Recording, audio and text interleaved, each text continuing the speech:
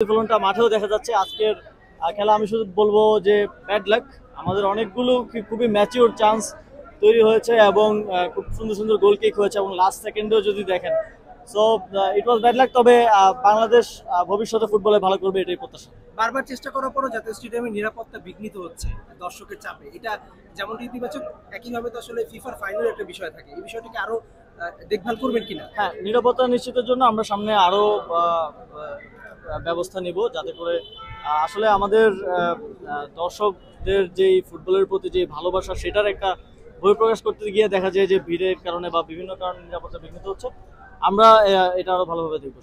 Press বক্সের এনভায়রনমেন্টটা মানে হচ্ছে প্রেসিডেন্ট বক্সের এনভায়রনমেন্টটা কেমন ছিল? আপনি ছিলেন আর অনেকে ছিল সেখানে, সবাই বাংলাদেশের অ্যাটাকিং এর সময় আমরা যেরকম পুরো স্টেডিয়াম জুড়ে একটা চিৎকার শুনতে যাচ্ছিলাম বাংলাদেশের পায়ে বল, যদিও আমরা দুইটা গোল রেজাল্ট যাই হোক, আপনাদের ওখানে এনভায়রনমেন্টটা কেমন ছিল? না, আমাদের ওখানে এনভায়রনমেন্টটা একই রকম ছিল, সবাই চেয়ার করছিল এবং বারবার চান্স ক্রিয়েট হচ্ছিল এবং সবার মধ্যে উত্তেজনাটা ছিল।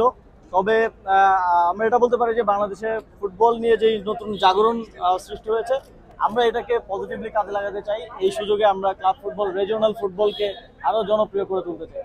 ধন্যবাদ। Thank you.